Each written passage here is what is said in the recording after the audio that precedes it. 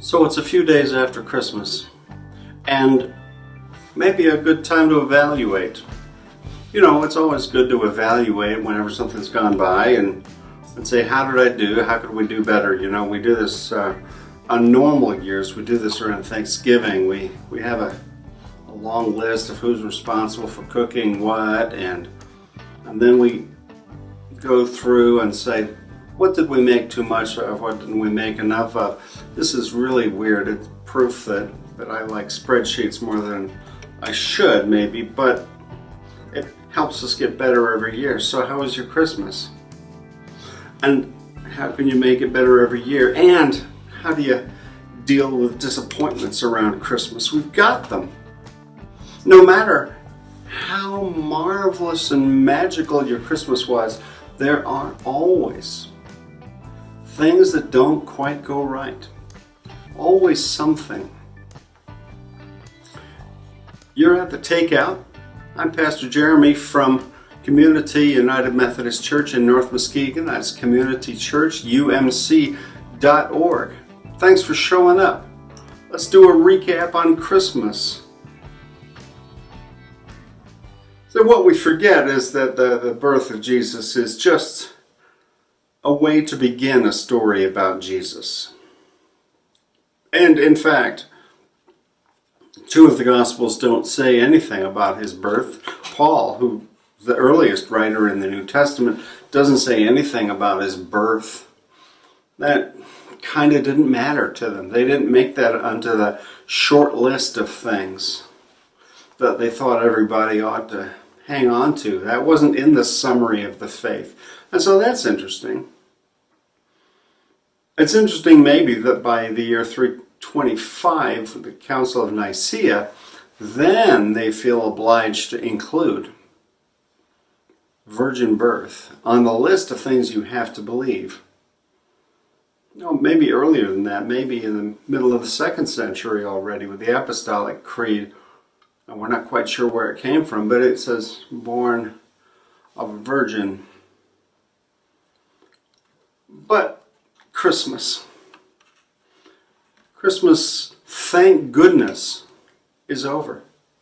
Some of you are thinking that, thinking, oh, well, that's done. And when we finally get all the recycling in the bin and we get the presents put away and we clean up the mess in the kitchen and take down all the decorations and put them back in the attic or the basement or wherever you keep them, once we get done with all of that, then we can say goodbye to Christmas and get back to routine. I'm pretty eager to get back to routine myself. But we know this has been the year without routine. This has been the year without normal celebrations. We haven't had the big family get-togethers. And so if you're one of the people who doesn't usually have big family get-togethers anyway, then maybe it's just felt normal to you, no big thing. But there's a whole year ahead before we do this again. And it may be that next year we get to be all together as usual for Christmas and go back to a previous usual. And then maybe we'll find we don't want to do it the same way we did before. Christmas is always messy. Tamara and I have been binging a show on Amazon Prime called Victoria. And they've got a Christmas show, of course, because Prince Albert, that's the husband of Queen Victoria, got really enthusiastic about Christmas one year. And this is actually true. And decided they were going to try to bring the celebration of Christmas into England in a way that, you know, the English hadn't celebrated Christmas maybe ever. Christmas trees, for instance, crazy German idea. And he was succumbing, it seems, to the same thing that a lot of us were succumbing to, perhaps, in years gone by, and maybe this year you did as well, that he thought that somehow, if he could recreate his best, rather vague, memory of childhood magical Christmas, of making everybody happy, of everybody being joyful, of everybody getting together, if he could recreate that moment for his own kids, for his own family, then somehow he will have succeeded at Christmas, creating the magical Christmas. And we are indeed sometimes trying to recreate the magical Christmas. And how's it working for you? I find usually it doesn't succeed. We do probably better if we try to create the new Christmas, the new experience, the different thing, the not the same, the meal different, the gathering different, the games, the whatever it is that your family does at Christmas. And everyone's got rituals. Everyone's got things they've done forever. Whether your family does a gift exchange at random, or your family has a price limit on presents, or your family hides an egg in the Christmas tree. I've heard of this. There's a surprising number of you who do this. Or a pickle in the tree. Whatever it is that you're hiding in the tree, you're evaluating, going, should we do this again next year? And I'm not really just wanting to talk to you about the Christmas celebration. I really want to talk to you about what it means to have Jesus show up in life. To have Jesus show up on the earth. And we make such a ramp up and a big deal out of the birth of Jesus. And for many people it is the only time of the year when you get to church. It's the only time in the year when you hear someone read the Bible, when you sing church songs with church messages, maybe you say a prayer together. These kinds of things, they only happen at Christmas and maybe Easter, and Lord help us, maybe Mother's Day. But how can we make it better? After a lot of hemming and hawing, Prince Albert, Queen Victoria managed to have a pretty good Christmas. After a lot of failure, after a lot of recognition of failure, after a lot of cracking of myth, after a lot of difficulty and conflict around this and that, and this awkward family member shows up, and that awkward family member is invited, and who invited them anyway? And after doing lots of things wrong, thinking we're doing something good, go watch that Christmas special on Victoria. But apart from all of that, what does it do to life? Maybe it takes all of the conflicts that are sort of stewing in life anyway and speeds them up. Brings us all together because we've been avoiding each other pretty much all year. It's no surprise we've been choosing to live apart. It's no surprise we all live in different towns for different reasons with our different families and different circles of friends, and then we all get back together and try to recreate something that never existed in the first place. Jesus showed up on earth, and apparently the angels threw some kind of a party, if you go with the story in Luke chapter 2 that we heard Christmas Eve. And then Mary, Joseph, Jesus had to get on with the day-to-day life of being a family. The shepherds went back to shepherding. The angels went back to doing whatever angels do all the time when they're not delivering messages and showing up in Bible stories. Eventually, 3 people from some other country are going to show up. If you read the Gospel of Matthew, Herod the king might get involved. And yet, life is going to slide back into life's groove.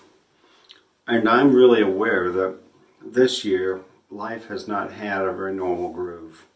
It has had a really weird groove. and rhythms have been all thrown out. And I'm kind of eager to get back to something normal. And I imagine that Mary and Joseph, though it doesn't say so in the story, were happy to settle down, find themselves a proper place to live, get back to Nazareth, get back home, reestablish themselves, establish themselves. They're still engaged. They still haven't had a wedding. This is all going to be a little awkward. We're going to have to work through all the awkward stuff. It's going to happen. It's inevitable. Let's start doing it. Years are going to go by. And no time in Jesus' life does it ever say they tried to recreate the moment of his birth and have a big party around it. There's no birthday parties mentioned in the Bible. But that's okay. Because all of us now that Christmas Day is over, the family are starting to head out and go back to places where families go to. The number of calls and video chats is going to diminish back to its normal flow, and we'll promise to keep in touch better this year. And we won't, and hopefully some of us will write thank you notes, and some of us will actually have learned something, and maybe some relationship will have taken a step and gotten better, and something great will have happened, but mostly life is going to go on. I pray for you that you would have a memory of Christmas that is joyful. But way more important than any memory of Christmas, than any imagined or real or rose-colored glasses version of Christmas that we may be able to come up with. May we head into the year that's ahead a little wiser, knowing that we didn't have to have this year the big gathering, everybody in the house, all the trimmings. We didn't have to have as many presents under a tree as we had before. We were okay. For us, it was just the two of us here for Christmas, and still for quite a few more days before we see any other family. We're really trying to keep a low profile. We know we can do Christmas like this. It's not apparently the end of the world. But here, Christ has come into the world. And once Christ has come into our world, into your life, into my life, there's no letting go. There's no going back. At the end of the story of Christmas, there may be good feelings or bad feelings. We may have to do a post-mortem on this awful occasion, or realize that things went okay considering. And it may or may not change our behavior next year. But once Jesus is in our life, we have to get on with figuring out, what difference does he make? Just a baby showing up? No. One who's going to teach us about life.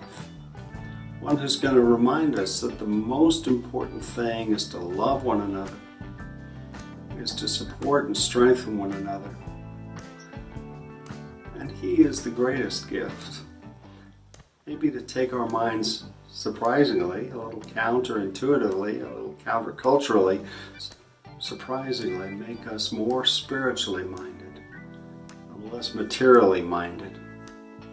I hope that can happen for you in your review of Christmas this year. I hope you find joy and peace a little bit every day going forward. May God bless you. And may you have a pretty good all the rest of the days of Christmas. Peace to you.